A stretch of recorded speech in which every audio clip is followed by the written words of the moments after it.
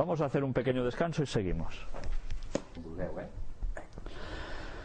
Pues vamos ya por la última de las partes de los antediluvianos.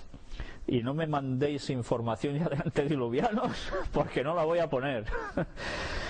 Bien, creo que con toda la información que hemos puesto hasta ahora ha sido más que suficiente para que las personas se replanteen que lo que pone la Biblia no son bromas y que lo que allí aparece es totalmente verídico.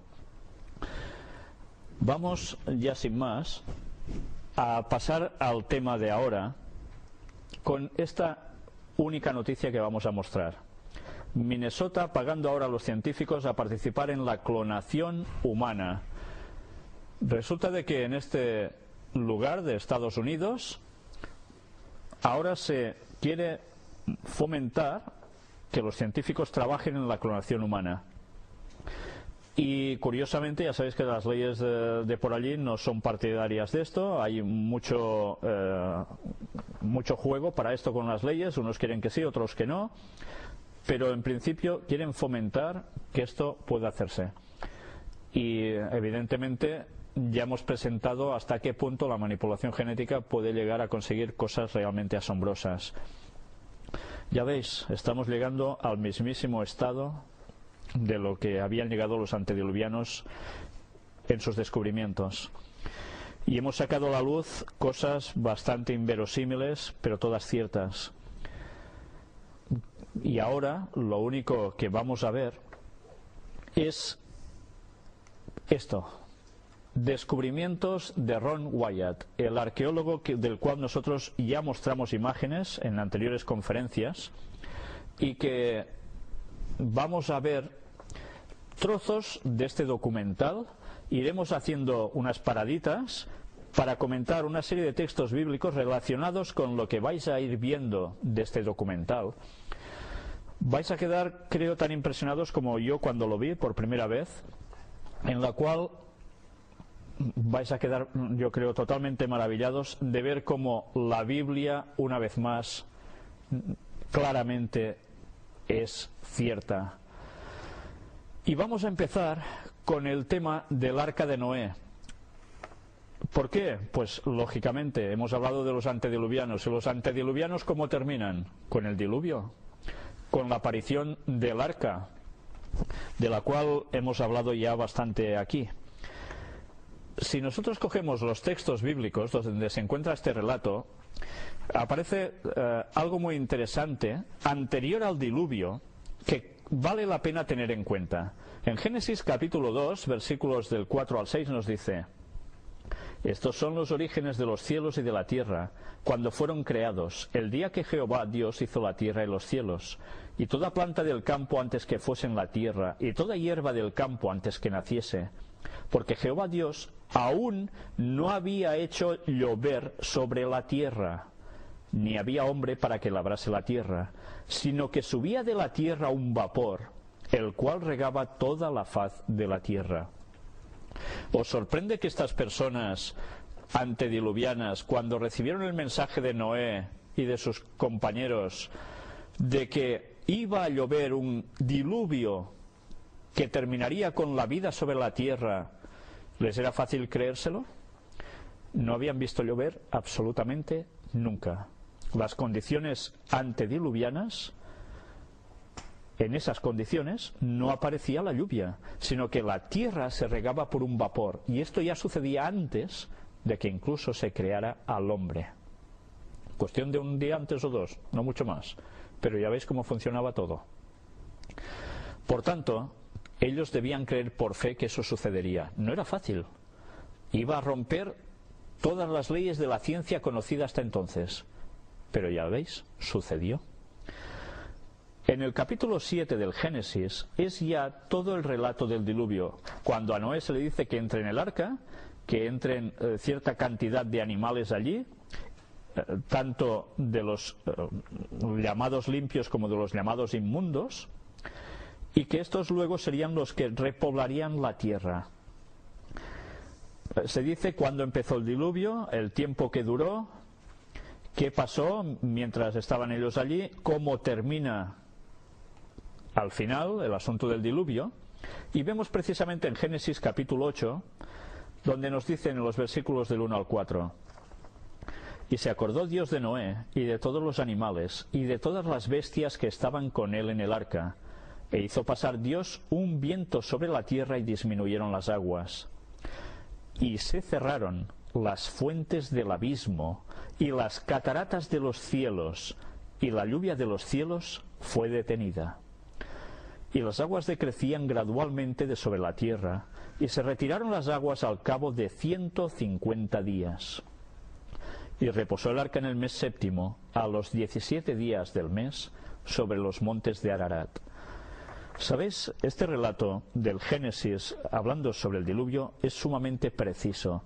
Nos dice cuándo empezó el diluvio, los días que transcurrieron cuando las aguas estaban encima, el tiempo que transcurrió cuando las aguas fueron decreciendo, cuando el arca reposa en concreto por día y mes, y en qué lugar incluso. Se habla de que el relato del Génesis es una copia del de Gilgamesh, etcétera, etcétera. Cuando nosotros vemos los detalles que ofrece el relato bíblico, no tiene parangón, porque son datos impresionantemente certeros, muy detallados. Y nosotros vamos a ver ahora si verdaderamente el arca estaba en el Ararat o no. Ararat, en Turquía. Luego veremos Sodoma y Gomorra. Veremos ya post-diluvio, con lo cual el ciclo de los antediluvianos se habrá terminado. Pero vamos a ver muestras de que Ron Wyatt llegó a encontrar evidencias arqueológicas de cosas que mucha gente cree que son broma. Vamos a entrar la primera parte del vídeo precisamente aquí.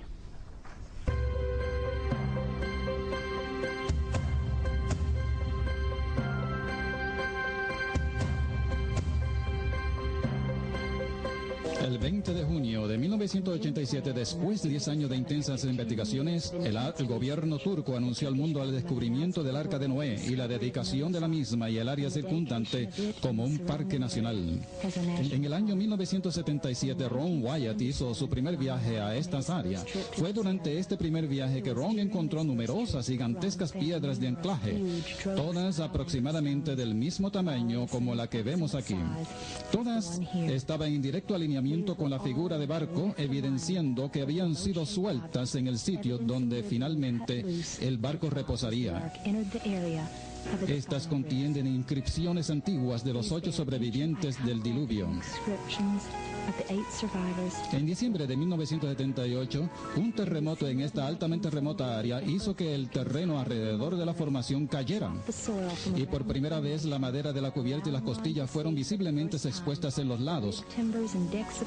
Una grieta grande también se formó a lo largo y le fue posible medir la profundidad y tomar muestras para análisis. El análisis demostró un alto contenido de carbón orgánico consistente de madera antigua. Más tarde, una inspección mediante detector de metales y radar de interfase de la superficie reveló una increíble estructura de hechura humana encapsulada dentro de la formación. Quillas y sobrequillas, espacios, puentes y aún divisiones entre los cajones se hicieron visibles a través de estos aparatos científicos.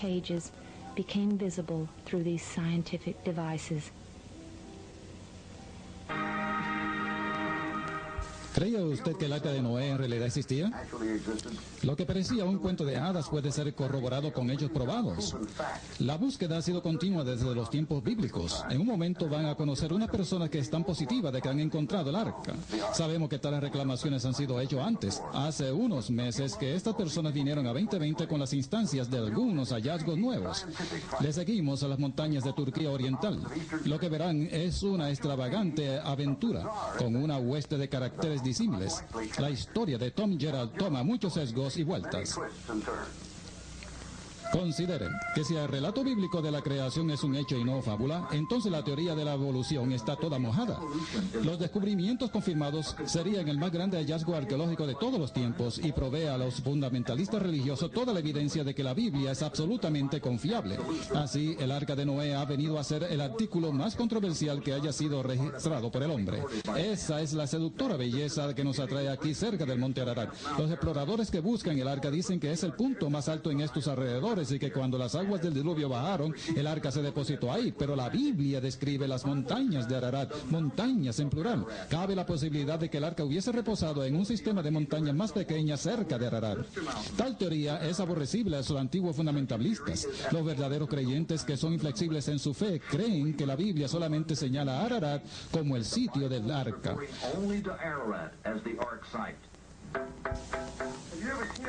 Pero ahora hay dos fundamentalistas que están contradiciendo dicho reclamo. Ellos son los nuevos creyentes. Ron Wyatt y David Fessel creen que han encontrado el arca en una ladera de lo que la gente local llama montañas del día del juicio final, algunas 15 millas al sur de Ararat. Los buscadores del arca todavía hacen su expedición a pie, profundo en los valles circundantes. Aquí, siguiendo a un aldeano local y con un mapa en la palma de la mano, Wyatt y Fessel hacen lo que ellos consideran unos importantes y excitantes descubrimientos. Aparentemente usan antiguas piedras sepulcrales que conmemoran la sobrevivencia de Noé y su familia. Cuando los cristianos primitivos encontraron estas cosas, esculpieron las 8 cruces en honor a los 8 sobrevivientes. El valle entero se conoce como la región de los 8. El significado de la colocación de las cruces en las piedras es una representación de la cabeza de la familia, su esposa, sus 3 hijos y sus 3 nueras. Y como se puede ver, las cruces a la izquierda son la familia adquirida y las que están a la derecha son la familia fundamental. Confirman la historia de Noé. Para Wyatt y Fessel, estas piedras están en directo alineamiento con la forma de barco que aparece en las montañas del día del juicio final. El lugar con la forma de barco fue inicialmente encontrado mediante fotografía tomada por un capitán del ejército turco en el año 59. Fue prontamente explorado, pero fue abandonado como un fenómeno de la naturaleza. Pero Wyatt, un arqueólogo aficionado, se interesó hace unos cuantos años. Él trajo a David Fessel, experto en salvamento marino, para estudiarla. La cuadrilla de la montaña del juicio final trajo equipo de alta tecnología para explorar la más vieja leyenda sobre el hombre. Ellos empezaron a examinar el sitio con un generador de frecuencia molecular. Es un aparato usado por los médicos para detectar tumores cancerosos y ha sido usado por Fessel para localizar tesoros bajo el agua. Esta vez, el generador de frecuencia molecular empezó a registrar un patrón uniforme de líneas de hierro bajo la tierra. Ellos empezaron a colocar cintas a lo largo de esas líneas. La forma final delineada por estas cintas era la de un barco gigante con el aproximado largo y ancho del arca de Noé, como se describe en la Biblia. El campo fascinante de las cintas tenía un interés académico altamente atractivo. El doctor John Baumgartner, un geofísico de los laboratorios de Los Álamos, envió muestras para análisis y confirmó que el metal que estaban rastreando dentro de las cintas era de hecho hierro. Con el ancho y el largo conocido, lo único que quedaba por conocer era la profundidad. Localizando la profundidad del casco, podrían determinar si el objeto con la formación de barco tenía la capacidad de carga descrita en el arca bíblica. Para resolver este asunto decisivo, Wyatt y Fessel trajeron al geólogo Tom Fenner de Turquía con su equipo de radar de subsuelo. Equipo como este localizó la caja negra de grabación de la cabina en el lecho de un río congelado después del desastre de la línea aérea Florida.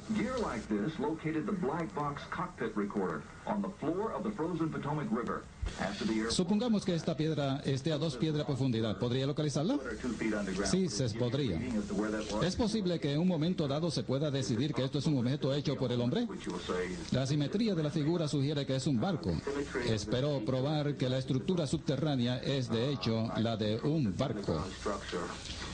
De hecho, hay algo debajo de esas piedras, además de piedras. Diseñado por el Sistema de Servicios Geofísicos en Hudson, fue usado en la montaña. El aparato llamado SERF es utilizado por compañías exploradoras de energía para analizar lo que hay debajo de la superficie de la Tierra. De acuerdo al SERF, algo de hechura humana está debajo de la montaña Rida. Esta data no representa geología natural. Es una estructura de hechura humana. Estas imágenes están ocurriendo con demasiada frecuencia como para ser interfaces naturales ocasionales. El gobernador de esa provincia le pidió a Ron una demostración de radar cuando se encontró lo que parecía un pedazo de madera roto cerca de la superficie. Hizo que se excavara y se le diera a Ron para que fuera verificado. La prueba de laboratorio revela carbón orgánico. Era madera petrificada. Pero la prueba decisiva fue cuando lo cortaron. La evidencia era obvia. No solamente se podía ver la estructura interna, sino que también era claramente madera laminada. 3 capas separadas se podían ver. El material pegajoso o cola se había escurrido y endurecido en un extremo y estaba perfectamente alineado con las capas internas.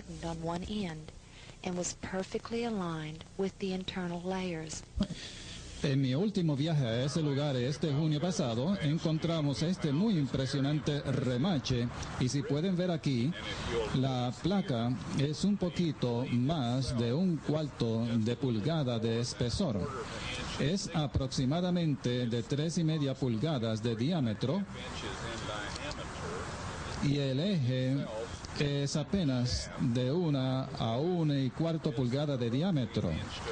Y si pueden ver, fue golpeada mientras estaba caliente para darle forma acampanada donde termina el eje, de manera que no se deslizara hacia atrás a través del orificio de esta arandela.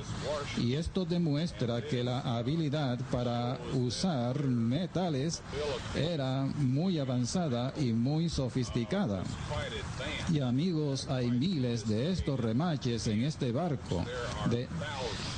De hecho, cada unión donde la estructura de madera era juntada por grandes placas de metal que son predominantemente de hierro, y entonces estos remaches. ¿Cómo el tamaño de la estructura compara con los que son mencionadas en la Biblia? Bien, Moisés fue educado en Egipto, y se nos dice de eso en el Nuevo Testamento y también en el Antiguo Testamento, y el cúbico real egipcio con el cual estaba familiarizado y que creemos fueron usados en las dimensiones del arca es de 20.6 pulgadas y 300 de ellos son exactamente 515 pies. Y ese es el largo del barco. El barco se ha aplanado algo, pero eso es de esperarse de un barco envejeciente. Así que el ancho es mayor que el especificado en la Biblia, pero usted puede calcular el grado de expansión y puede así llegar a las medidas aproximadas muy similares a las mencionadas en la Biblia. Sodoma y Gomorra.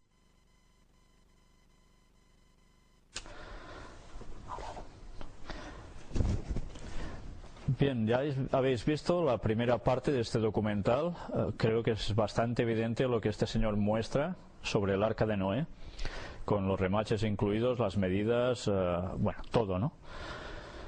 Y si aún hay dudas de que el relato bíblico no es cierto, vamos a ver ahora cómo esas 2 ciudades llamadas Sodoma y Gomorra, que aparecen también en el libro de Génesis, también existieron. En el capítulo 18 del Génesis se nos habla de que en Sodoma y Gomorra había muchísima corrupción, y Abraham intercedió con Dios, tuvo un diálogo para que Dios no destruyera estas 2 ciudades, capitales de la homosexualidad, entre otras cosas, de perversiones muy, muy tremendas en todos los sentidos. Pues bien, tuvo un diálogo con Dios y le va regateando: si hubiera 50 justos, ¿la destruirías? Y él dice: no, por amor a 50 yo no la destruiría. Y va bajando el número de los justos hasta llegar a un punto en que se denota que en la ciudad de justos no quedan. Y finalmente Dios quiere intervenir. En el capítulo 19 se nos habla de que 2 ángeles van a Sodoma a la caída de la tarde, y allí se encuentra precisamente el sobrino de Abraham, Lot. Lot, muy hospitalario, los recibe ignorando que son ángeles, y cuando está allí junto a los 2 ángeles se encuentra de que una presión de la vecindad, de la gente de la ciudad, que quieren ir a violentar, a violar a los que ellos ven como hombres, que en verdad eran ángeles. Lot quiere preservar que esto no suceda y hace algo que claro, que no estaba nada bien, y es ofrecer a sus hijas a los de fuera para que dejaran a esas personas que eran viajeros, según él creía, en paz.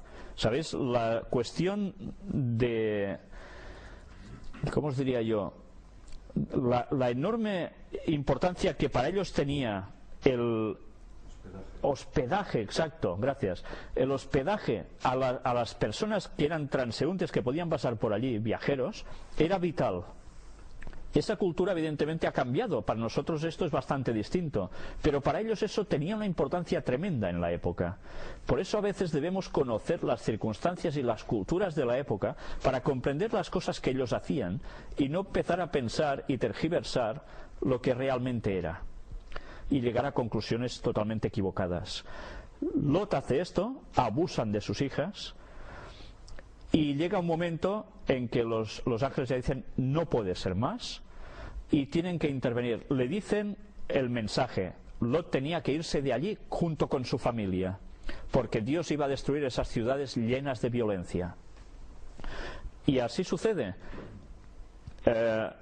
Tienen que abrir la puerta, tienen que provocar la ceguera sobre esa población que iba hacia ellos solo para causar daño y grandes aberraciones, hasta el punto en que consiguen salir de allí.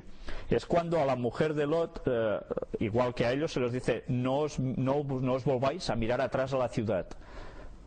Y bueno, la esposa de Lot no se fue plenamente convencida. Tenía sus recuerdos en esa ciudad, había vivido mucho tiempo allí y aún en su corazón guardaba lo que había en esa ciudad. Y el irse y girarse como hizo denotó que su corazón seguía estando con las cosas malas, no con Dios. Y fue cuando quedó convertida en estatua de sal. Cosa que parece imposible, ¿no? Pero también vemos algo que parece imposible, y es que la ciudad fue destruida por fuego y azufre que Dios envió. De aquí se pueden sacar muchas conclusiones. Ahora se nos está queriendo hacer ver que la sodomía es algo muy normal, que es algo bueno, y que a Dios esto ni le va ni le viene, porque hay cristianos, incluso recuerdo que hay una iglesia cristiana bastante conocida, que es la iglesia con un cierto nombre, que además es gay, y se están fomentando las ciudades como Barcelona, capitales de la cultura gay, como Tel Aviv, etcétera, etcétera. No era lo único que había allí, había también zoofilia y todo lo que hiciera falta. Dios no consintió con esto más, porque llegaron a un punto de perversión tal para lo que el hombre no fue creado, que Dios dijo: hasta aquí habéis llegado, porque las repercusiones psicológicas que hay con ciertas conductas hacen que no podamos estar cerca de Dios. Porque esto, que en definitiva es la clave de todo, el estar cerca de Dios o no, el estar en consonancia con Él, o seguir los pasos que da Satanás, que quiere que nosotros vayamos, es la clave de todo. Dios tiene que destruir esa ciudad, no esas ciudades, porque además había más en la llanura.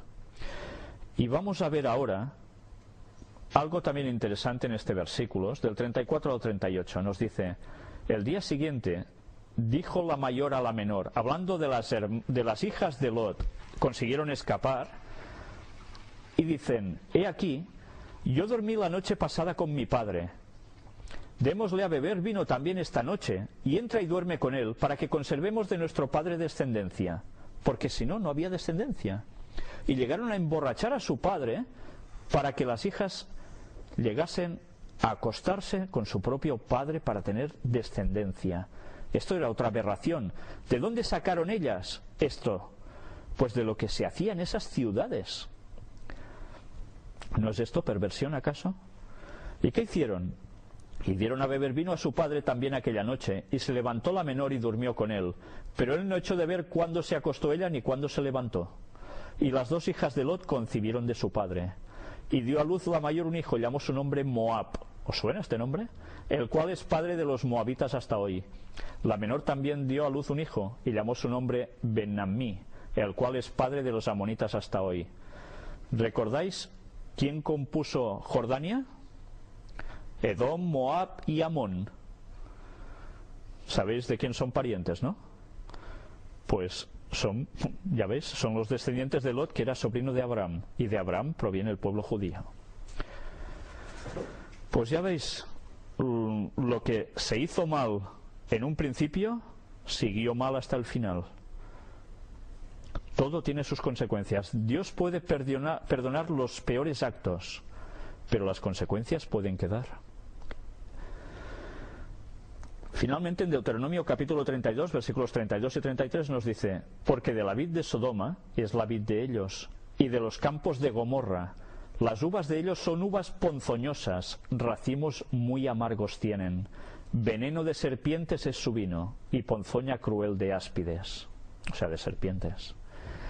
Lo que parece que es muy bueno, que pasa muy bien, al final pasa factura, porque destruye. Con esto no estamos queriendo decir que Dios no quiera a los homosexuales ni a las personas que hacen cosas que realmente no deben hacerse. Dios los ama, pero necesitan esas personas hacer un cambio para estar en consonancia con el universo y con las leyes que Dios pone y para lo cual nos creó. Si nosotros preferimos seguir las cosas satánicas, eso va a pasar su factura. No podemos estar con Dios si queremos estar con el diablo. Por tanto, claro que es más fácil, y es la típica tendencia humana, cuando algo que hacemos no está bien es: oh, ¿y tú qué? ¿No? ¿Cuántas veces esta reacción tan humana, tristemente humana? En vez de pensar y decir: ¿es verdad? Esto no es correcto, debo cambiar. Y Dios me debe ayudar a esto porque yo quiero cambiar. Y esto se puede hacer en cualquier cosa de la vida. No nos resistamos al poder de Dios si nos llama, porque si no, ya sabemos cómo vamos a terminar. Pero no podemos decir a lo malo bueno y a lo bueno malo, porque así no debe ser entre el pueblo de Dios jamás. Vamos, antes de entrar a este otro apartado del cruce del Mar Rojo, precisamente al trozo del documental donde Ron Wyatt encuentra las ciudades de Sodoma y Gomorra. Quedad impresionados como quedé yo. Sodoma y Gomorra, las ciudades de la llanura. En Génesis 19 leemos que estas ciudades fueron destruidas por Dios con azufre y fuego desde el cielo. El primer registro bíblico de la venganza de Dios sobre la iniquidad desde el gran diluvio. El arqueólogo bíblico Ron Wyatt nunca había planeado buscar estas ciudades. Pero en el año 1989, mientras trabajaba en otro proyecto, fue de pronto impresionado a detenerse y examinar algunas grandes formaciones blancuzcas a lo largo de la margen occidental del Mar Muerto. Después de haber cruzado este sitio por lo menos 30 o 40 veces en los últimos 12 años, en esta ocasión de repente parecían las formaciones de paredes de ciudades y edificios. Deteniéndose, él y su cuadrilla examinaron detenidamente estas áreas desiertas. Tomando muestras del material, descubrieron que se rompía en sus manos y se desintegraba en polvo de una consistencia parecida al talco, como se demuestra aquí.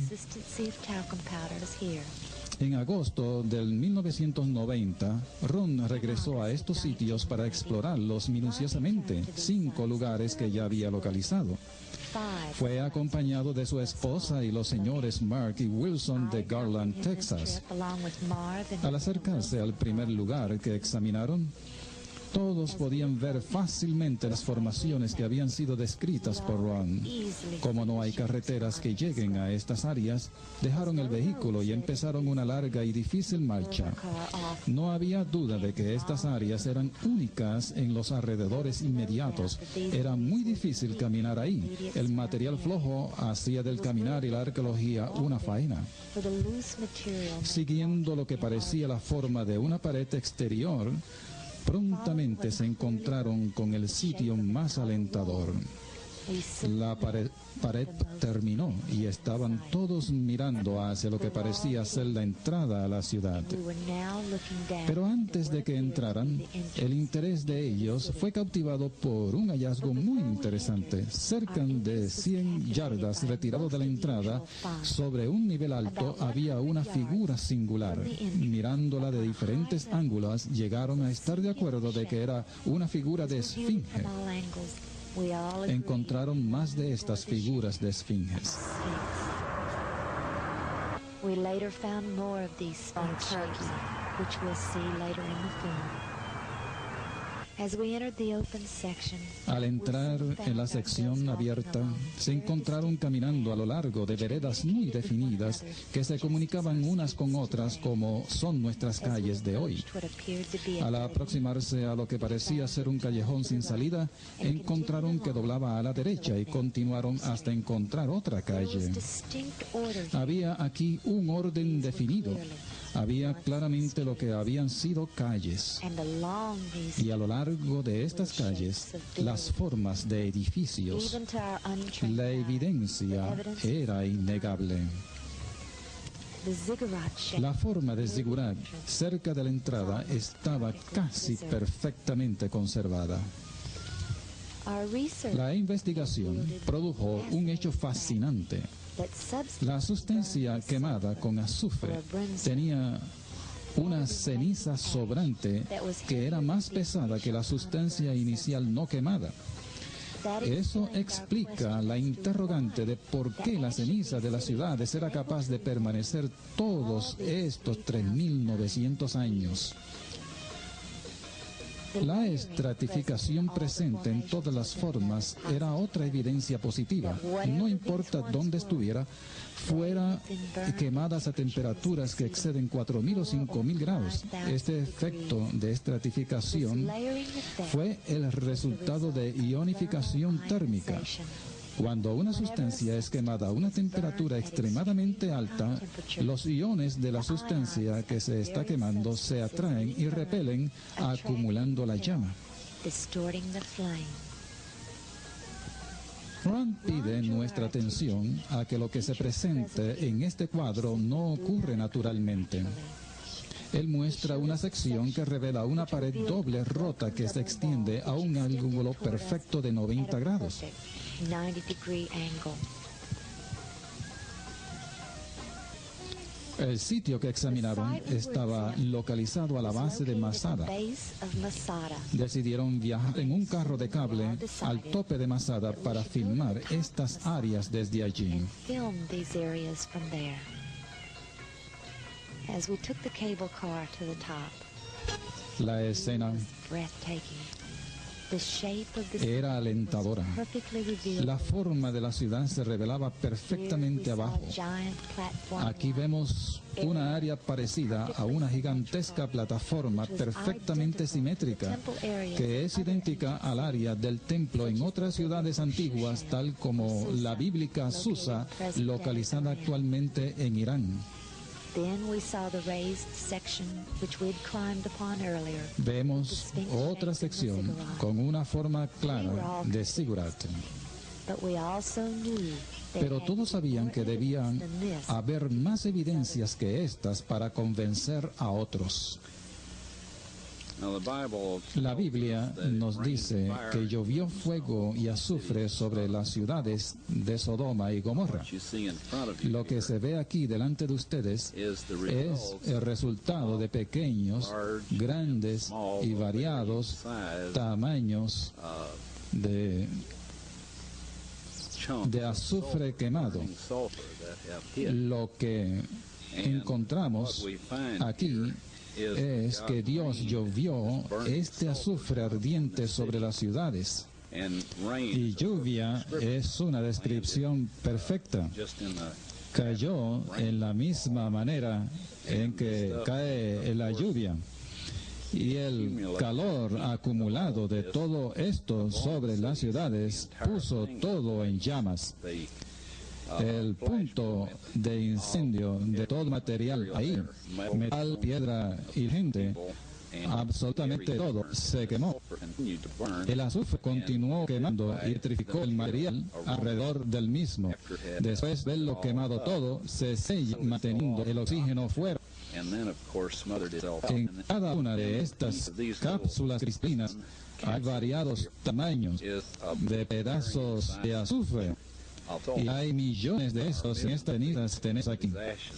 Hemos abierto algunas de ellas para que puedan ver el azufre adentro y otras las hemos dejado intactas, pero hay millones de estas aquí. Esto muestra en verdad que Dios llovió fuego y azufre sobre estas ciudades.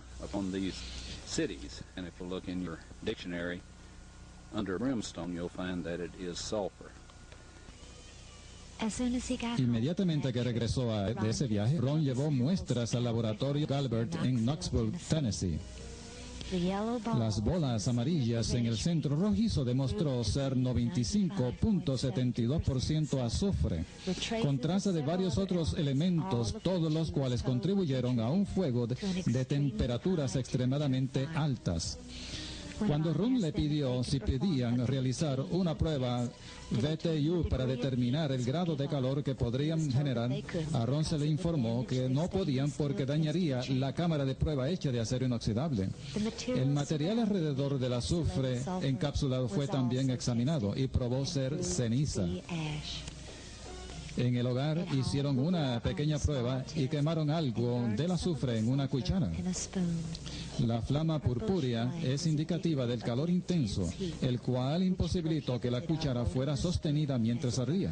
Luego descubrieron que la cuchara tenía perforaciones en ella producidas por el fuego. Entonces, colocaron en la cuchara un pequeño pedazo del material exterior e intentaron quemarlo, pero no ardía en ninguna manera, ni tan siquiera se ennegrecía. Estaba ya completamente consumido por fuego y nada quedaba que pudiera encenderse. Si no habéis quedado impresionados con esto, ya no sé qué os puede impresionar, porque la verdad es que más claro no se puede ser. Ahora dejamos atrás lo de Sodoma y Gomorra, lo cual es una advertencia, porque ya veis que Sodoma y Gomorra fueron ciudades postdiluvianas y llegaron al punto de maldad que habían llegado los antediluvianos, con lo cual, una vez más, Dios puso punto y final. Y que luego en otras partes de la Biblia, hasta el propio Jesús hace referencia a la destrucción de estos lugares como prueba de que si aconteció antes, volverá a acontecer, y que o hacemos las cosas bien o ya sabemos cómo iremos, ¿no? Ahora vamos a entrar en el apartado del mismo documental donde nos habla del cruce del Mar Rojo. Sabéis que cuando los hebreos salieron de Egipto guiados por Moisés y por Aarón, su hermano, llegaron hasta un punto donde ya no tenían paso. Por detrás los estaban persiguiendo las tropas, los ejércitos del faraón, después de recibir las 7 plagas que finalmente hizo ceder al faraón para dejarlos ir. Y cuando llegan hasta un punto donde ya no tienen paso, porque delante de ellos hay el Mar Rojo y a sus lados hay las montañas donde no pueden pasar, solo les queda una alternativa, y es confiar en el poder de Dios que les iba a abrir el Mar Rojo para que ellos pasaran por allí. Hay gente que dice, vaya auténtica tontería. Pues vamos a ver cómo Ron Wyatt, una vez más, demuestra que esto no son bobadas. La Biblia seguía teniendo razón. Vamos a entrar al vídeo. Antes de entrar al vídeo me había olvidado de mostraros los textos donde se halla toda la narración de estos eventos. Por cierto, me he equivocado, no eran 7 plagas, fueron 10 las plagas que cayeron sobre Egipto. 7 van a ser las plagas finales que van a terminar precisamente ya con el mundo, con la llegada de Jesús, la segunda venida de Jesús. Aquí tenéis precisamente los textos donde se encuentra Éxodo capítulo 13, Éxodo capítulo 14, y vamos viendo hasta que ellos llegan a ese extremo en el cual su fe se tambalea e incluso, una vez más, empiezan a atacar oralmente a Moisés diciéndole, hasta aquí nos has traído para esto, para que muramos aquí, para eso nos sacaste de Egipto, allí al menos estábamos mejor, no sé qué, lo típico, ¿no? La rebelión, una vez más.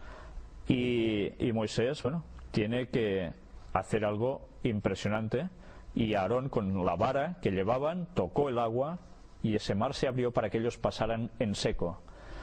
El ejército de Faraón fue detrás en la persecución, mientras las aguas se retenían a un lado y al otro por donde ellos pasaban en seco, además.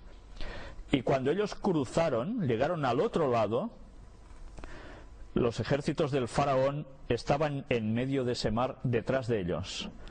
Cuando llegaron al otro extremo, Dios hizo cerrar las aguas. Y allí fueron sepultados en esas aguas el ejército de Faraón con sus carros y sus caballos y sus jinetes. Vamos a ver ahora qué imágenes tan impresionantes. Ahora sí vamos a entrar al vídeo. En el 1978, cuando temporalmente estaban imposibilitados para continuar sus trabajos en el arca de Noé, Ron Wyatt llevó consigo a sus dos hijos, Danny y Ronnie, a un sitio en Egipto donde él creía que ocurrió el cruce del Mar Rojo.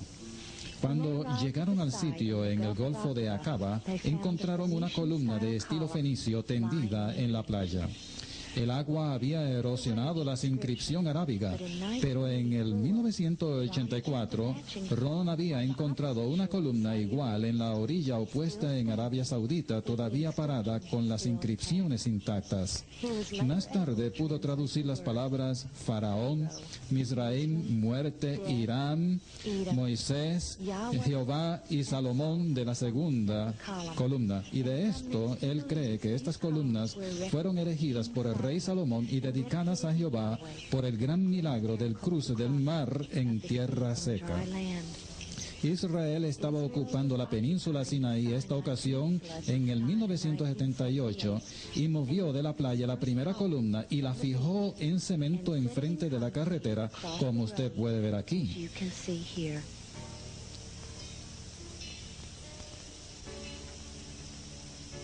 Buceando en este lugar, filmaron numerosas partes de carrozas incrustadas de corales, como estas dos ruedas de carrozas todavía pegadas al eje, una sobre el piso y la otra en el aire. Esta es una rueda de 6 rayos. Encontraron una vasta cantidad de artefactos que fuertemente atestiguan del milagro que ocurrió aquí. Restos de esqueletos de caballos y humanos están todavía conservados por los corales, como también cabinas de carrozas, ruedas sin cabinas, algunas ruedas en los ejes y otras no. Él recuperó el cubo de la rueda, el cual presentó a Nasif Mohamed Hassan, quien era el director de antigüedades en el Cairo, Egipto. Pero el hallazgo más sobresaliente fue esta rueda de oro de 4 rayos que fue fotografiada en cinta de televisión en marzo de 1988, pero fue imposible recuperarla debido a que la madera se desintegró, dejando solamente una fina capa de oro. Hubo muchos factores que guiaron a Ron a este lugar, pero 3 de ellos fueron los más compulsivos. Primero, a fin de que los israelitas pudieran dejar a Egipto propiamente dicho, tuvieron que empezar su viaje hacia el Mar Rojo en la parte oriental del Golfo de Suez. Esto dejaba solamente el Golfo de Aqaba. Segundo, solamente había un lugar a lo largo de la ribera del Golfo de Aqaba que pudiera quizás acomodar 3 millones de personas. Esta área era tan grande que puede verse desde esta foto de satélite. Y finalmente, cuando Ron estudió los mapas batimétricos de la realeza británica en Londres, él vio un perfecto camino subacuático que cruza el Golfo en este punto. A ambos puntos de esta línea sobre el Golfo de Aqaba, las aguas tenían 5.000 pies de profundidad, cayendo como en una profunda cima. Pero aquí, en este preciso lugar, había una área conducente al otro lado que suavemente se inclina a un ángulo de 6 grados a la profundidad de 900 a 1.000 pies en el centro. Mientras Ron y sus hijos viajaban a través del Sinaí al lugar, ellos notaron grandes pedrejones empujados hacia los lados de las hondonadas, permitiéndoles el paso a las caravanas y pasajeros. Pero al encaminarse hacia el Golfo, como a 1,5 millas afuera y 200 pies de profundidad, se emocionarían al ver el mismo camino sin piedras continuar y todavía evidente en las aguas cristalinas.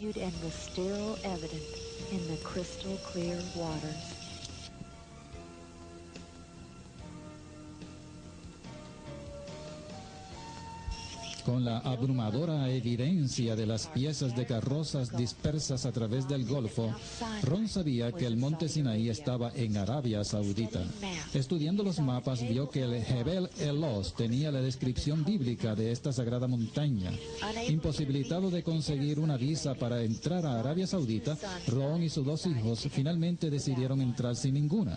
Se habían enterado que el procedimiento normal para alguien atrapado sin visa era el de llevarlo al visitante a la frontera y asegurarse de que no volviera a entrar. Ellos encontraron el monte Sinaí con el altar y mucho más todavía intacto en esta área desierta, pero cuando salió... Las imágenes, necesito las diapositivas. Pues bien, ya veis también lo que llegó a encontrar bajo las aguas, ¿no?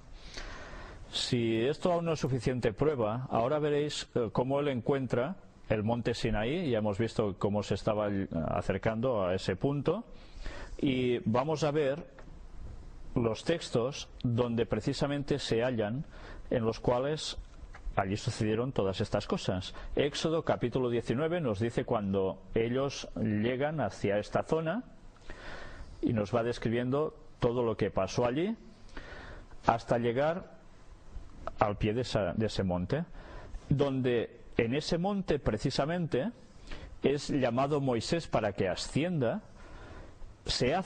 Dios le dice que haga un vallado alrededor de este monte para que nadie acceda allí porque moriría. Dios aparece con truenos, relámpagos, de una forma impresionante, que el monte tiembla y evidentemente nadie se atreve a pisar eso. En la zona donde Dios se apareció, dice que el monte humeaba. Y Moisés se pasó allí 40 días, recibiendo de Dios precisamente lo que tenéis ahora en imágenes, los 10 mandamientos que se encuentran en el capítulo 20 de Éxodo, y de donde antes hemos hecho ya alguna mención, hablando sobre las noticias. Aquí se describen los 10 mandamientos tal como fueron dados por Dios, donde el sábado consta como el cuarto mandamiento, y la adoración de imágenes, que no se debe hacer, en el segundo. Esos que tampoco gustan, estos 2 mandamientos que tampoco gustan a la mayor parte del mundo protestante, al menos en el cuarto mandamiento, y ni al segundo ni al cuarto en el mundo católico. Pues bien, Dios da estos 10 mandamientos. Y hay una cosa interesante para lo que ahora vamos a ver en el documental. El versículo 18 de aquí nos dice: todo el pueblo observaba el estruendo y los relámpagos, y el sonido de la bocina, y el monte que humeaba, y viéndolo el pueblo, temblaron y se pusieron de lejos. Es impresionante lo que allí estaba aconteciendo, ¿eh? Y dijeron a Moisés: habla tú con nosotros y nosotros oiremos, pero no hable Dios con nosotros para que no muramos. Imaginaos qué manifestación tan impresionante estaba sucediendo, ¿eh? Tenían miedo de encontrarse con Dios para terminar fulminados. Y Moisés respondió al pueblo: no temáis, porque para probaros vino Dios, y para que su temor esté delante de vosotros, para que no pequéis. Entonces el pueblo estuvo a lo lejos, y Moisés se acercó a la oscuridad en la cual estaba Dios. Y Jehová dijo a Moisés: así dirás a los hijos de Israel: vosotros habéis visto que he hablado desde el cielo con vosotros. ¿Desde dónde se dirigió Dios a Moisés? Desde el cielo. ¿Llegó a estar abajo mismo? Allí se dirigió él, desde el cielo, desde una parte superior. Este dato es muy interesante junto con toda la descripción que se da, porque vais a ver lo impresionante cuando veáis el documental de cómo cuadra a la perfección. En Deuteronomio capítulo 4 nos empieza a explicar también lo que sucedió en ese mismo lugar, también escrito por Moisés, y nos dice datos bastante interesantes. Por tanto, dice el versículo 9 en adelante: guárdate y guarda tu alma con diligencia, para que no te olvides de las cosas que tus ojos han visto, ni se aparten de tu corazón todos los días de tu vida. Antes bien, las enseñarás a tus hijos y a los hijos de tus hijos, el día que estuviste delante de Jehová tu Dios en Horeb, cuando Jehová me dijo, reúneme el pueblo para que yo les haga oír mis palabras, las cuales aprenderán, para temerme todos los días que vivieren sobre la tierra, y las enseñarán a sus hijos, y os acercasteis y os pusisteis al pie del monte, y el monte ardía en fuego, hasta en medio de los cielos con tinieblas, nube y oscuridad. Y habló Jehová con vosotros de en medio del fuego, oísteis la voz de sus palabras, mas a excepción de oír la voz, ninguna figura visteis. Interesante, ¿eh? ¿Por qué no se apareció Dios? Pues porque sabía que el ser humano es tan bobo que lo primero que se le ocurriría hacer es una talla para adorarla, simbolizando a Dios. Y lo que él mismo había denunciado, que no se debía hacer jamás. Entonces me pregunto, ¿y qué hacen en las iglesias católicas tanta cantidad de imágenes de Dios? Bueno, ellos sabrán. Y él os anunció su pacto, el cual os mandó poner por obra los 10 mandamientos, y los escribió en 2 tablas de piedra. Dios mismo es el que escribe los mandamientos. A mí también me mandó Jehová en aquel tiempo que os enseñase los estatutos y juicios, para que los pusieseis por obra en la tierra la cual pasáis a tomar posesión de ella, a la tierra prometida, Palestina, lo que era Canaán en esos momentos. Guardad pues mucho vuestras almas, pues ninguna figura visteis el día que Jehová habló con vosotros de en medio del fuego, para que no os corrompáis y hagáis para vosotros escultura, imagen de figura alguna, efigie de varón o hembra, figura de animal alguno que está en la tierra, figura de ave alguna alada que vuele por el aire, figura de ningún animal que se arrastre sobre la tierra, figura de pez alguno que haya en el agua debajo de la tierra. No sea que alces tus ojos al cielo, y viendo el sol y la luna y las estrellas y todo el ejército del cielo, seas impulsado y te inclines a ellos y les sirvas, porque Jehová tu Dios los ha concedido a todos los pueblos debajo de todos los cielos. Por tanto, les estaba diciendo, no adoréis los astros, porque yo los he hecho para todos vosotros, pero no para adorar. Pero ya ves en qué se basa la astrología y todas las culturas paganas, ¿sí, no? Pero a vosotros Jehová os tomó y os ha sacado del horno de hierro de Egipto, para que seáis el pueblo de su heredad, como en este día. Dios lo hizo todo para que ellos funcionaran bien. Les dio sus juicios, sus estatutos, sus mandamientos, para que fueran personas equilibradas y buenas, y así pudiesen llegar a tener el carácter de Dios, de santidad. En Deuteronomio 5, 22 y 23 nos dice: estas palabras habló Jehová a toda vuestra congregación en el monte, de en medio del fuego, de la nube y de la oscuridad, a gran voz, y no añadió más. Y las escribió en 2 tablas de piedra, las cuales me dio a mí.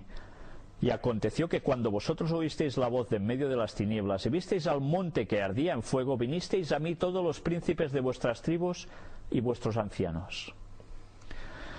Y ahora vamos a ver las imágenes donde todo eso aconteció. Acusados de ser espías israelíes. Cuando finalmente los excarcelaron, fueron informados de que un hombre se puso en contacto con la embajada saudita y notificó que los Wyatt eran espías israelíes pretendiendo ser arqueólogos. Este hombre había sido un amigo de confianza que había trabajado con Ron en el Arca de Noé. Ronald Wyatt and his sons are with us in the studios of our Nashville affiliate WTVF to tell us all about it. Gentlemen, good morning. Morning. Mr. Wyatt, you there in the middle, and your sons on either side. Yo no sabía que el monte Sinaí estuviera en territorio de Arabia Saudita. ¿Por qué usted pensó que estuviese ahí? We found some chariot parts that Encontramos piezas de carrozas parecidas a las carrozas de la tumba del rey Tut in the Gulf of Aqaba. en el Golfo de Aqaba, a un silbido de Jebel We el-Los. found these at depths from 60 La encontramos en profundidades desde 60 a 200 pies a lo largo de aproximadamente 1,5 millas. Crossing site. Nosotros creemos que ese es el sitio del cruce, porque en la narración bíblica ellos llegaron al monte Sinaí después de cruzar el Mar Rojo. Which in the Bible El lenguaje de la Biblia indica que ellos permanecieron en una montaña, encerrados en una montaña. Así que en un mapa aéreo se demuestra que este Jebel El-Los tiene un gran valle encerrado en la periferia de un volcán. Hay alrededor de 5,000 acres ahí. Sentimos que este será el lugar. Y en Éxodo 24:4 y Levítico 6:28 y 11:33 y 15:12 nos dice de artefactos que podrían ser encontrados como 12 pilares de piedras, un altar, algunas vasijas. Y por eso fue que buscamos en esa particular montaña. Desde la playa en Egipto hasta el Golfo de Acaba, contemplaron con angustia a través de las aguas por muchos años, sabiendo que Moisés condujo la gran multitud a través del Mar Rojo en este lugar exacto. Ron Wyatt supo en el 1978 que el monte Sinaí se ubicaba más allá a una corta distancia.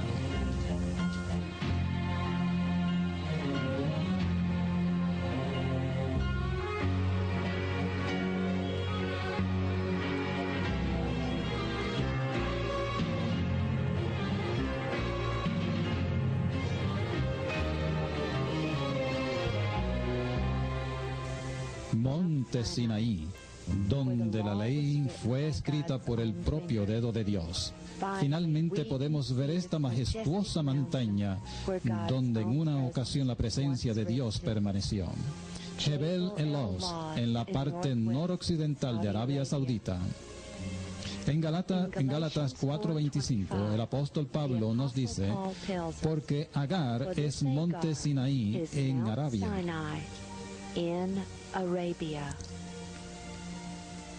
En Éxodo 19:18, y todo el monte Sinaí humeaba, porque Jehová había descendido sobre él en fuego. ¿Podría ser este pico ennegrecido el resultado del fuego consumidor de la propia presencia de Dios que reposaba sobre el mismo?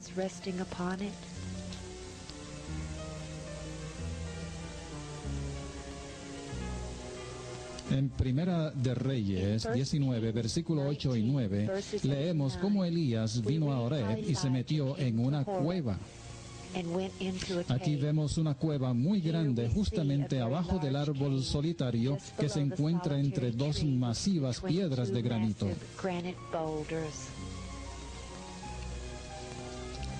Al contemplar el sagrado precinto en el área al pie de la montaña, podemos ver una verja grande y un puesto de vigilancia, los cuales fueron erigidos inmediatamente que Ron Wyatt le enseñó este lugar a los arqueólogos sauditas en el 1985. Esta verja sigue a lo largo de la línea de marcadores de límites de fronteras de 18 pies de diámetros que Moisés erigió por instrucción de Dios.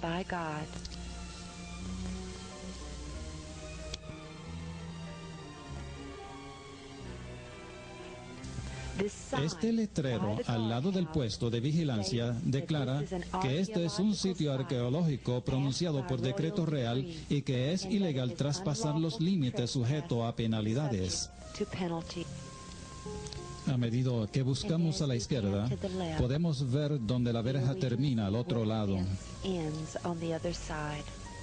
Y ahora, a medida que nos extendemos fuera del sagrado precinto, miramos en el área del campamento de los israelitas. Hay varias reliquias arqueológicas todavía aquí, pero este es de un interés particular para nosotros. En Éxodo capítulo 32, leemos del becerro de oro y cómo Aarón lo formó. En el versículo 5, y viendo esto Aarón edificó un altar delante del becerro y pregonó Aarón y dijo, mañana será fiesta a Jehová. tomorrow is the feast Es indudable of the Lord. que estas son las ruinas There del is mismo little altar doubt que that Aarón these are the construyó remains al of becerro that de oro. very altar which Cuando Aaron el built arqueológico in the saudita de la Golden Universidad Riyadh, que And the fue con Saudi Ron a este archaeologist lugar from Riyadh en el University, 1985, who vio went esto, with se Ron in emocionó 1985, grandemente. saw this. Los 12 He was very petroglíficos de excited. becerros y bueyes capturó su interés porque no se encuentran en ningún otro lugar en Arabia Saudita.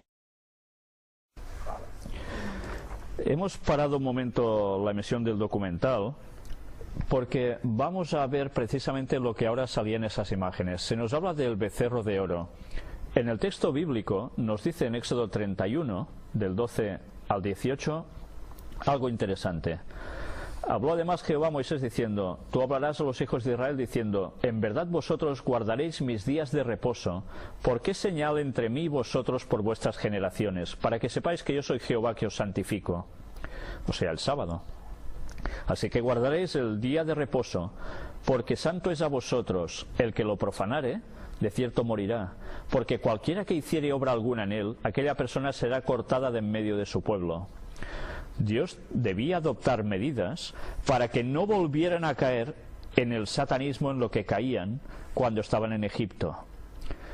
Ya lo veis, las medidas tenían que ser drásticas, porque si no, la línea para el Mesías no hubiese seguido y el pueblo se hubiese disipado totalmente. 6 días se trabajará, mas el día séptimo es día de reposo consagrado a Jehová. Cualquiera que trabaje en el día de reposo ciertamente morirá. Guardarán pues el día de reposo los hijos de Israel, celebrándolo por sus generaciones por pacto perpetuo. Señales para siempre entre mí y los hijos de Israel, porque en 6 días hizo Jehová los cielos y la tierra, y en el séptimo día cesó y reposó. Y dio a Moisés, cuando acabó de hablar con él en el monte de Sinaí, 2 tablas del testimonio, tablas de piedra escritas con el dedo de Dios. Estas tablas son las que pasaron a formar parte del interior del Arca de la Alianza.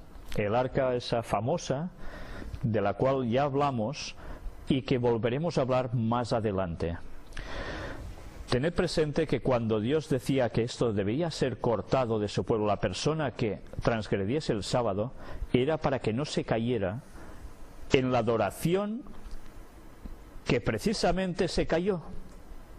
Cuando Moisés desciende del monte, nota unos gritos, unas juergas, algo tremendo. Y dicen con Josué: ¿qué es esto? ¿Es alboroto que atacan o qué? No, no.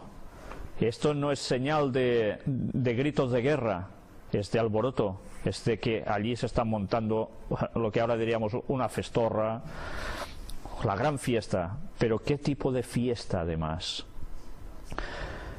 En Éxodo capítulo 32 nos dice precisamente este momento, y vamos a verlo en las palabras bíblicas, no en las mías, que quizás son bastante más pésimas. Viendo el pueblo que Moisés tardaba en descender del monte, se acercaron entonces a Aarón, el hermano de Moisés, y le dijeron: levántate, haznos dioses que vayan delante de nosotros, porque a este Moisés, el varón que nos sacó de la tierra de Egipto, no sabemos qué le haya acontecido. Moisés estaba recibiendo los mandamientos de Dios, ellos estaban viendo todo lo que pasaba en esa cumbre, que era impresionante, no se podían ni acercar al monte, y encima dicen: bueno, como ha pasado tantos días y Moisés no baja, pues haznos dioses. En fin, es que cuesta entender cómo se puede llegar a ser tan duro de cerviz.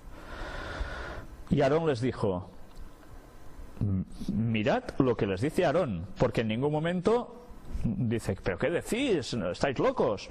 No, no. Dice: apartad los zarcillos de oro que están en las orejas de vuestras mujeres, de vuestros hijos y de vuestras hijas, y traédmelos. ¿Qué tenían las mujeres del pueblo hebreo? Los mismos zarcillos de oro con los que se adornaban los paganos. ¿Entendéis por qué los cristianos, en este caso las mujeres cristianas, no deberían llevar estas cosas? Porque zarcillos de oro eran adornos ostentosos, para nada necesarios, solo era vanidad de la más pura y absoluta.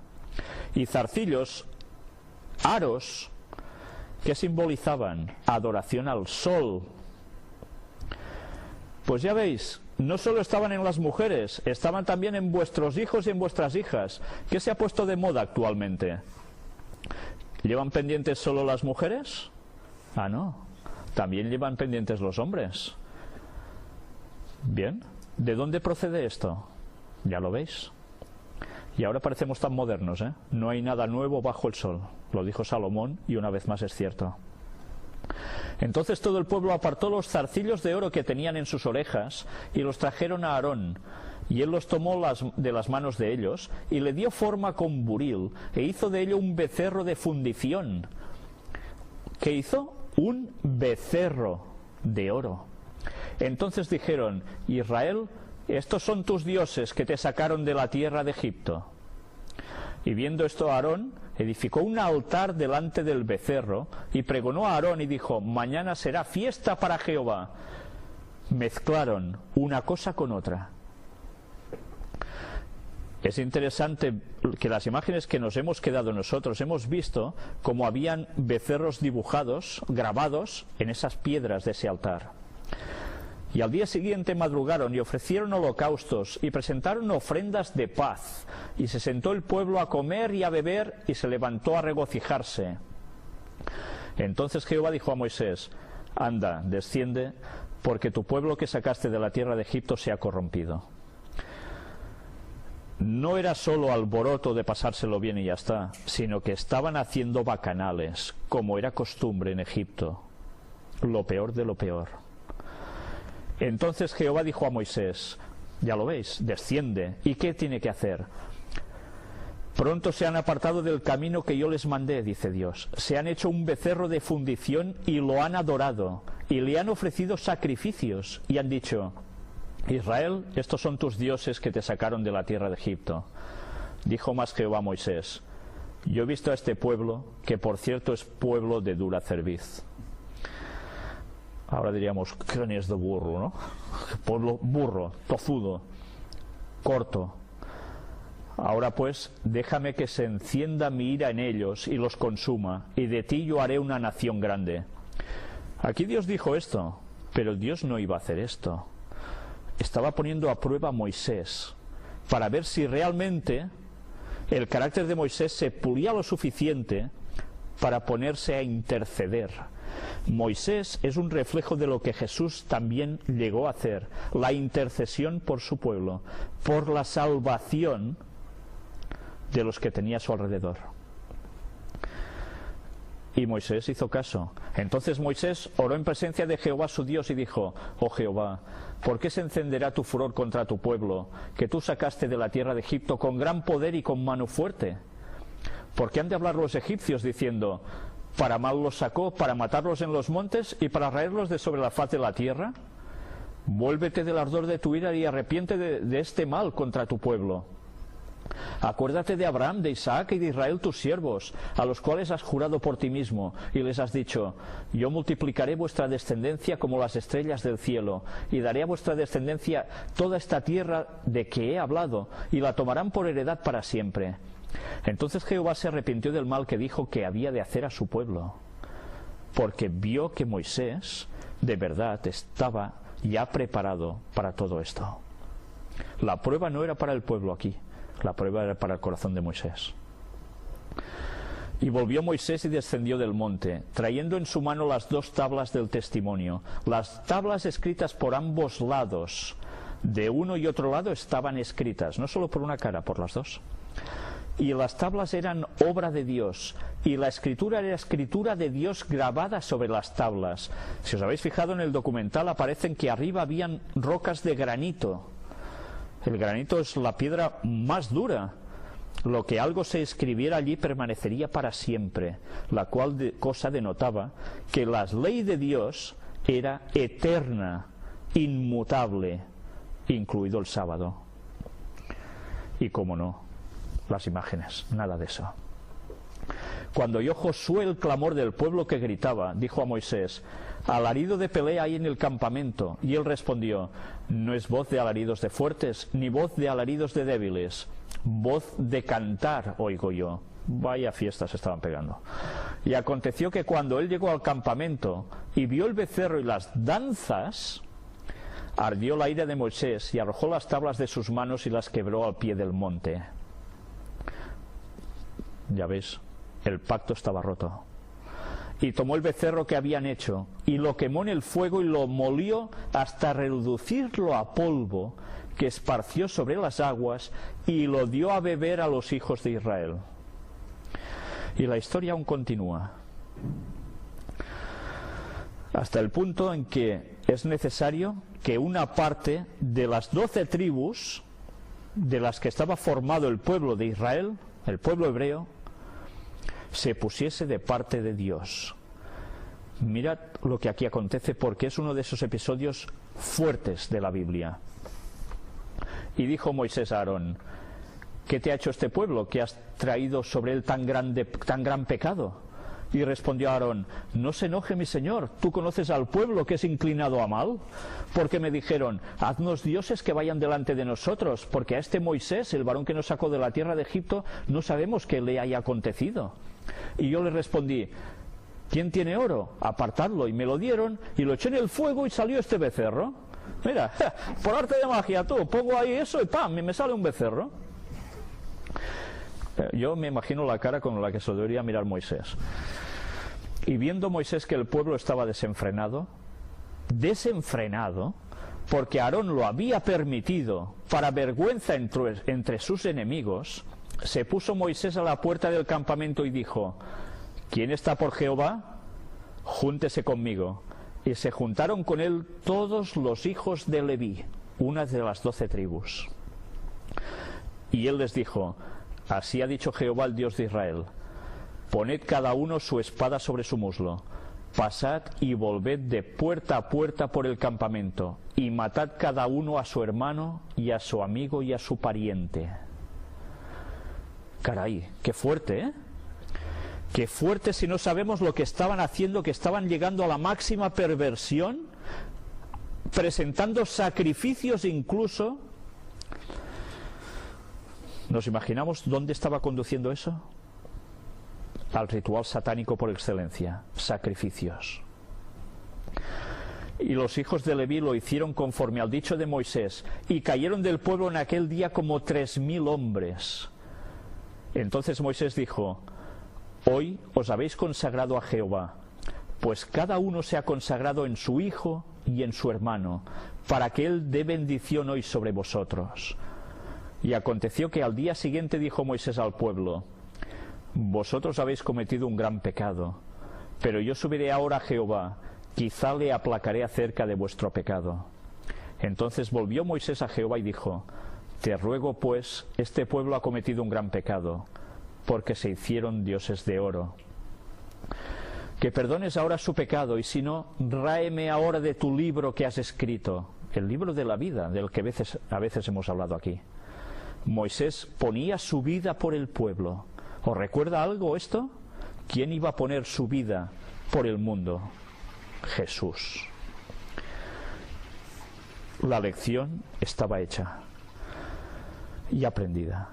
Y Jehová respondió a Moisés: al que pecare contra mí, a éste raeré yo de mi libro. Ve pues ahora, lleva a este pueblo a donde te he dicho. He aquí mi ángel irá delante de ti, pero en el día del castigo yo castigaré en ellos su pecado. Y Jehová hirió al pueblo porque habían hecho el becerro que formó a Aarón. Ya veis, lo que iban a hacer eran las prácticas satánicas. Y a veces cuando uno imagina el alboroto, la forma de... bueno, todo lo sexual que os podáis llegar a imaginar y más es lo que ellos estaban haciendo allí. Todas las perversiones posibles, sacrificios a esos dioses, idolatrar totalmente, lo mismo que hacían en Egipto, todo lo más satánico.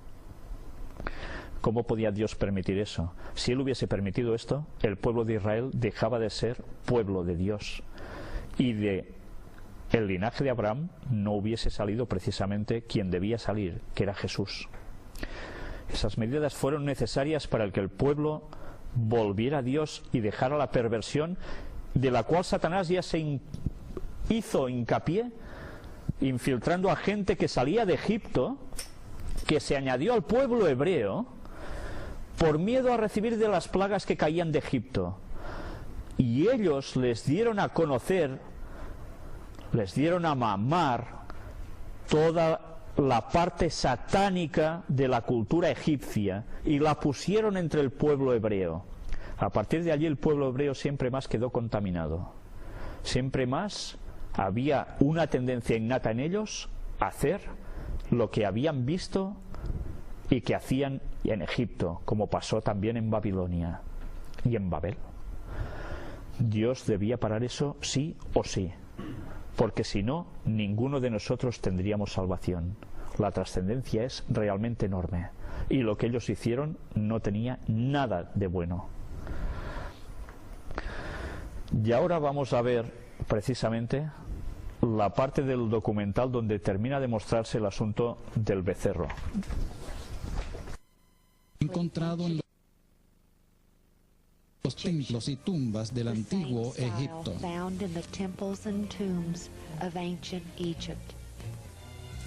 Imposibilitados de entrar al recinto sagrado desde el frente y subir al monte Sinaí, ahora nos acercamos desde la parte trasera, donde las grandes piedras y el árbol solitario en medio de ellas pueden verse. Subiendo la montaña aquí, prontamente nos encontramos con el tope de una grande meseta de refugio.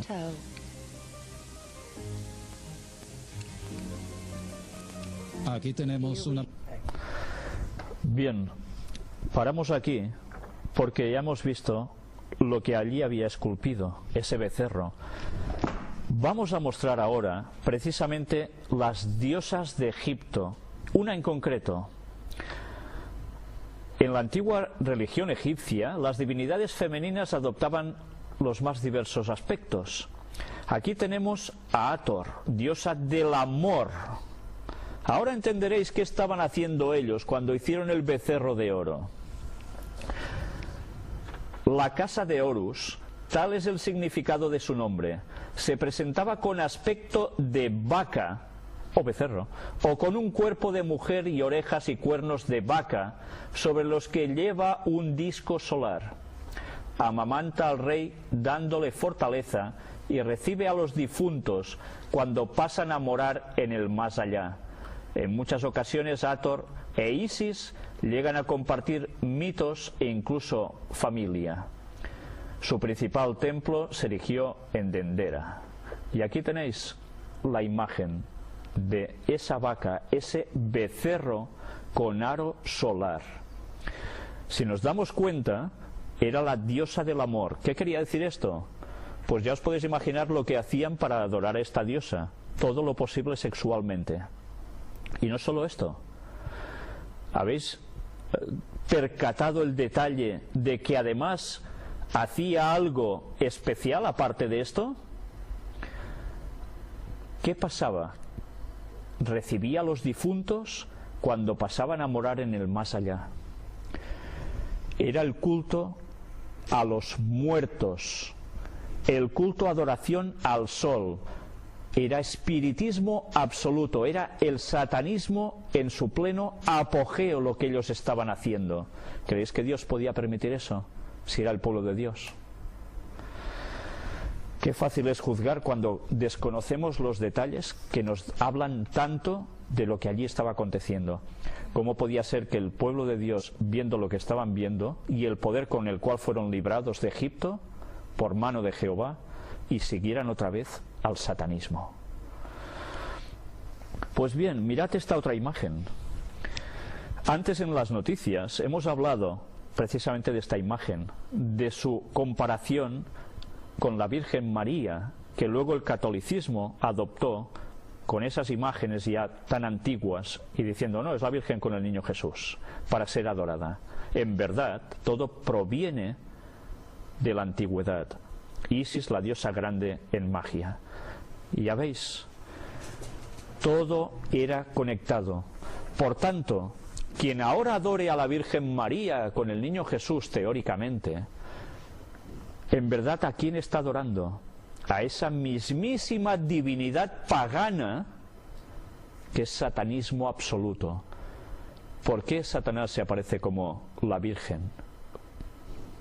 ¿Os dais cuenta ahora del porqué de las cosas? si los católicos están viendo esta conferencia, ojalá Dios pueda tocarles el corazón para que dejen de adorar a los muertos y para que dejen de invocarlos en ayuda a ellos. Pues bien, ya veis qué conexiones entre la antigüedad pagana y el actual catolicismo. ¿Cómo iba Dios a permitir todo esto? ¿Qué tendrá que hacer Dios una vez más? Antes hemos hablado del alboroto que montaron, esas enormes fiestas, y a mí esto me recuerda un poco a lo mismo que está sucediendo con los jóvenes en la actualidad, ¿no? ¿Cuál es su máxima en esta vida? Diversión, como sea. ¿Y qué hacen para ello? Drogas, alcohol, lo que haga falta, discotecas, por supuesto, con mucha fiesta, mucha música, muchas canciones, además a un volumen exagerado. Ellos hacían lo mismo con sus címbalos, con todos los tambores, todo lo que tenían, percusión sobre todo, que influye más hacia la parte sexual en el hombre y en la mujer. Es lo mismo que esta gente hacía. ¿Y qué hacen ahora los jóvenes cuando enseguida se encuentran? Pues ¡pam! Ya terminan ¿con qué? Con sexo. Se está llegando a los mismos puntos cuando Dios debía intervenir. Porque en el momento que las personas llegan a este estado, la separación es total con Dios. Y es muy difícil que lleguen a reaccionar. Sus mentes quedan colapsadas por la hipnosis satánica. Nosotros estamos a tiempo aún de decir las cosas para que todas estas personas también reaccionen. Esa es nuestra responsabilidad.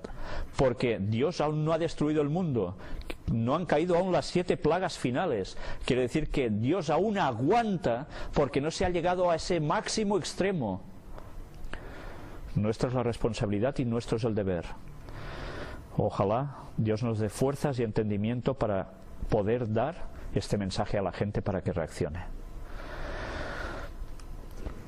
Y vamos a ver después de esto algo más. Pero ahora vamos a pasar ya el resto de la filmación. Vamos a retroceder en imágenes hasta llegar a unas aguas que brotan de una roca.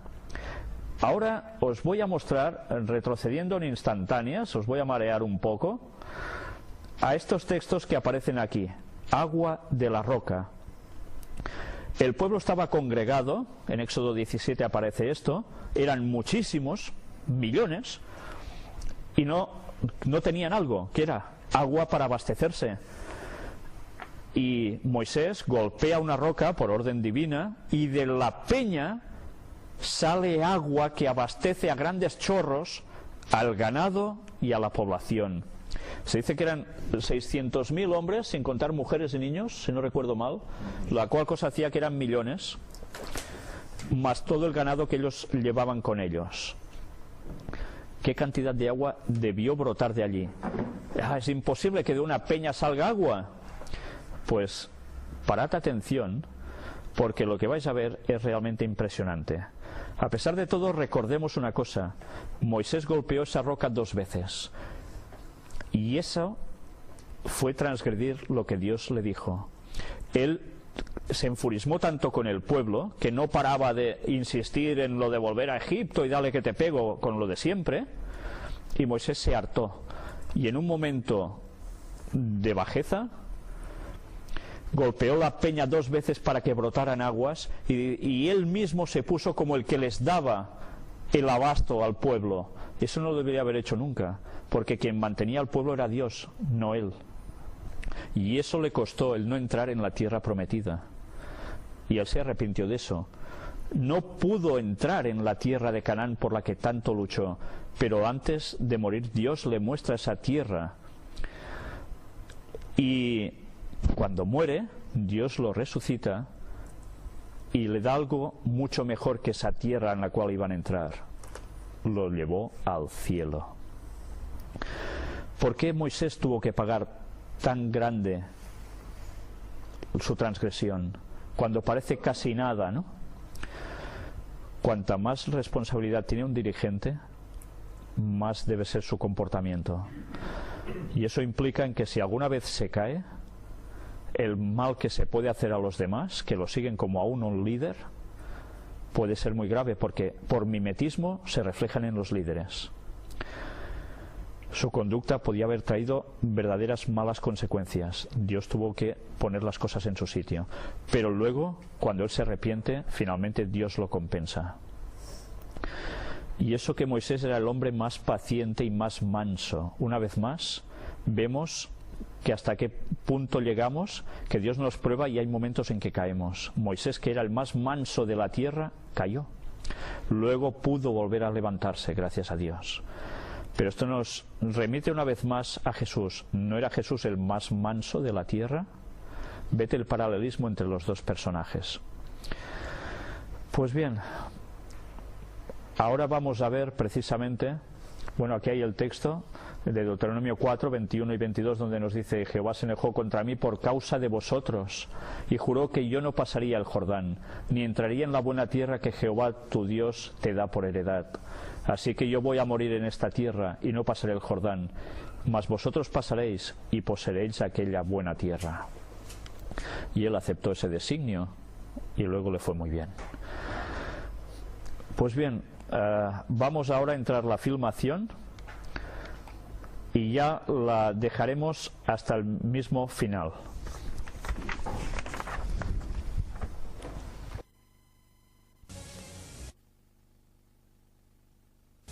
Rastreando el área encontramos que es suficientemente grande para fácilmente acomodar los 70 ancianos que acompañaron a Moisés a la montaña en este punto. El pico a la izquierda es donde se encuentra el árbol solitario, pero no se puede ver debido a nuestro ángulo.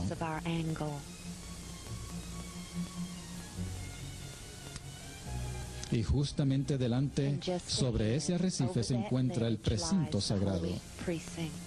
Mirando hacia abajo, vemos la verja que sigue a lo largo de los límites puestos por Moisés. Y un poco más allá de esa verja es parte del campamento de los israelitas.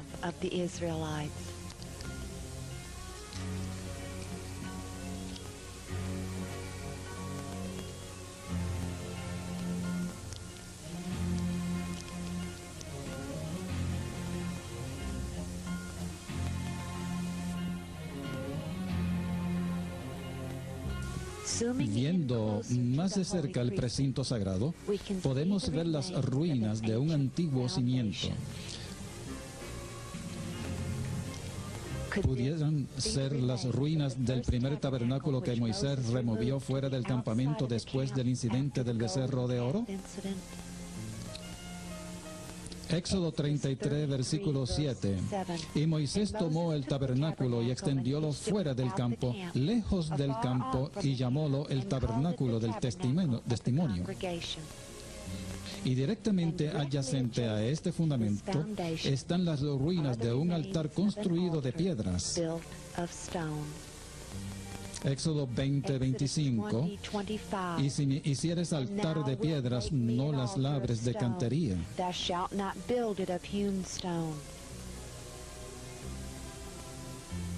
Buscando más adelante, paramos para ver las huellas hechas por los camiones antes de que la verja fuera erigida. Esto nos da una mejor idea de la perspectiva del tamaño enorme de esta área.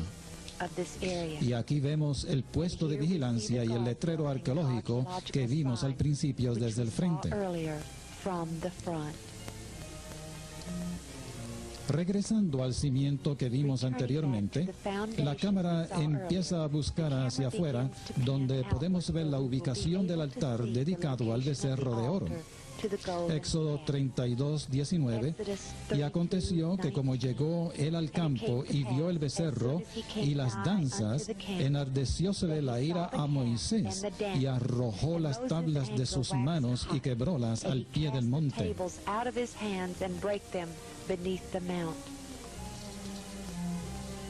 Todavía visible hasta hoy, también está el lecho del manantial que descendió de la montaña para darle al pueblo agua abundante para ellos y sus rebaños y manadas. Preparándonos para abandonar el lugar, podemos mirar hacia abajo desde la parte trasera de la montaña y otra vez podemos ver la vasta planicie. Llegando desde el punto opuesto de esta montaña, encontramos una área que se ajusta a la descripción bíblica de Refidim, el último campamento de los israelitas antes que llegasen al monte Sinaí. Éxodo 17:6. El Señor le dice a Moisés: he aquí que yo estoy delante de ti allí sobre la peña en Horeb, y herirás la peña y saldrán de ella aguas y beberá el pueblo. Y Moisés lo hizo así en presencia de los ancianos de Israel. And Moses did so in the sight of the elders of Israel. La más increíble evidencia en este lugar es la gigantesca piedra partida sobre una colina, con evidencia de que grandes torrentes de agua fluyeron de la misma. Las rocas todavía exponen el patrón de erosión de tremendas cantidades de agua descendiendo de esta roca.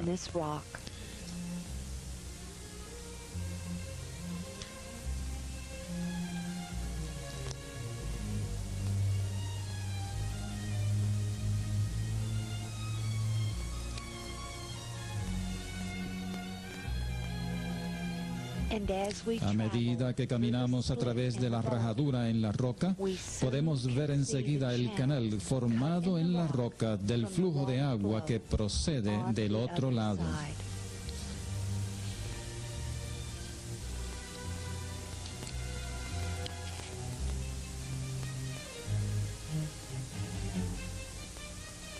Y rastreando hacia afuera, podemos ver que estos canales continúan hacia la llanura. Después de la batalla en la que los israelitas derrotaron a los amalecitas, la Biblia nos dice que Moisés hizo algo.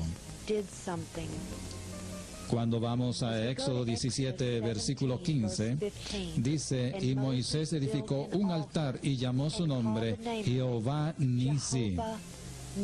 Aquí se encuentran las reliquias de un altar antiguo, parte de él caído quizás por un terremoto o por buscadores de tesoros, pero suficientemente intacto para demostrar que en verdad era un altar, ya que no es hueco sino sólido completamente.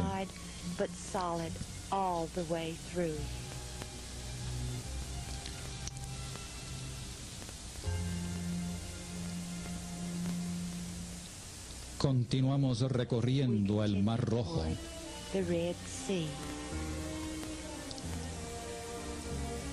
Y justamente adelante podemos escasamente ver el Golfo de Acaba.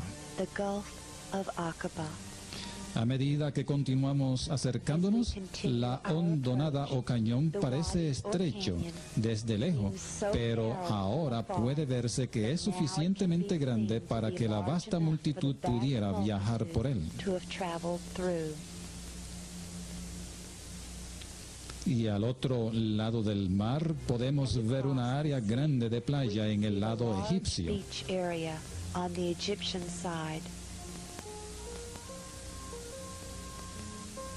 Igual que la playa en el lado egipcio es suficientemente grande para acomodar varios millones de personas, aquí podemos ver que también esta playa contiene una tremenda planicie. En Éxodo 14, versículo 30, así salvó Jehová aquel día a Israel de mano de los egipcios, e Israel vio a los egipcios muertos a la orilla de la mar. Israel saw the Egyptians dead upon the sea shore.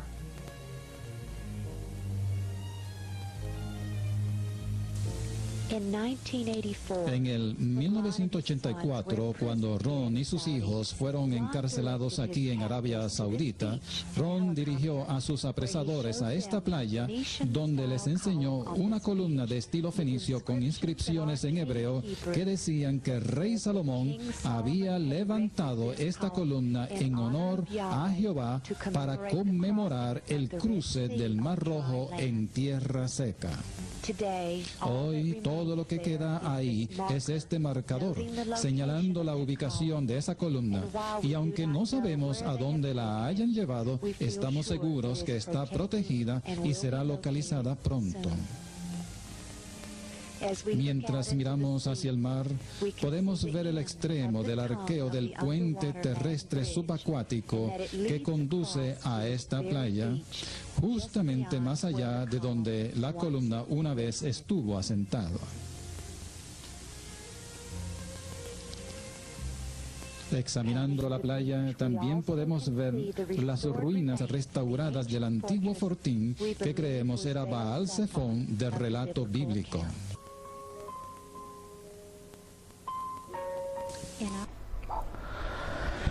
Pues bien, yo creo que habréis disfrutado bastante de este documental, tanto como lo hice yo, porque quien aún después de esto siga pensando en que los relatos bíblicos son bobadas, pues creo que tendrá un grave problema, ¿no? Antes os he hablado que la tribu de Leví tuvo que hacer algo muy fuerte y Dios los compensó siendo las personas que iban a llevar el tabernáculo con los 10 mandamientos por todas partes del desierto, y después fueron los que oficiaron cuando ya había el templo. Era la única tribu que podía estar oficiando para Dios, gracias a lo que hicieron en su momento. Y no quisiera dejar el tema de hoy, cerrarlo, sin antes terminar de aclarar precisamente la perspectiva que muchos tienen de que el Dios del Antiguo Testamento nada tiene que ver con Jesús. El Jehová del Antiguo Testamento muchos creen que no es el Jesús que luego nació de virgen. Pues, ¿por qué digo esto? Porque hay muchas personas que cuando leen el relato solo ven la parte de que y Dios se enoja, y Dios elimina, y Dios mata, y no sé qué. ¿Sí? Ya hemos visto las circunstancias. ¿Por qué era necesario tener que hacer eso? Porque no había otra alternativa. Y no será que no tuvo misericordia y paciencia con ellos, pero debía terminar por fuerza con esas cosas. El mundo está llegando al mismo momento y alguna lección deberíamos haber aprendido ya, y parece que no hay forma.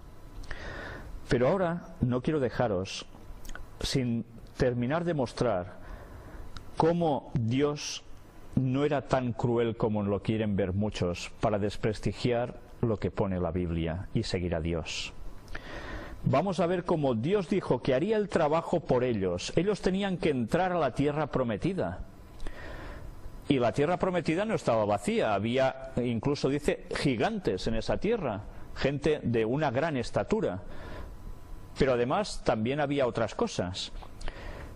Si nosotros recordamos los relatos, vemos que ellos entran y espada en mano empiezan a matar a gente y duran así durante muchos años. Claro, es que en la Biblia solo son crueldades. Bien, ya sabéis qué estaba haciendo esa gente. Eran adoradores de Lucifer, con sacrificios humanos y demás. Pero vamos a ver además, como si esto no se tuviera en cuenta, Dios además no era de su raciocinio que ellos hicieran este trabajo, sino que Dios haría el trabajo por ellos. Ellos no hicieron caso de Dios, no confiaron lo suficiente en Él. Luego tuvo que dejarlos intervenir, porque si no también los tenía que haber terminando fulminando, porque es que si no. Pero eran pueblo de dura cerviz. Y Dios seguía teniendo paciencia. Pero mirad qué es lo que Dios les dijo que haría por ellos. Éxodo 23, del 27 al 33 nos dice: Yo enviaré mi terror delante de ti, y consternaré a todo pueblo donde entres, y te daré la cerviz de todos tus enemigos. Enviaré delante de ti la avispa, que eche fuera al Heveo, al Cananeo y al Eteo de delante de ti, los pobladores de esas zonas. No los echaré de delante de ti en un año, para que no quede la tierra desierta y se aumenten contra ti las fieras del campo. Poco a poco los echaré de delante de ti, hasta que te multipliques y tomes posesión de la tierra.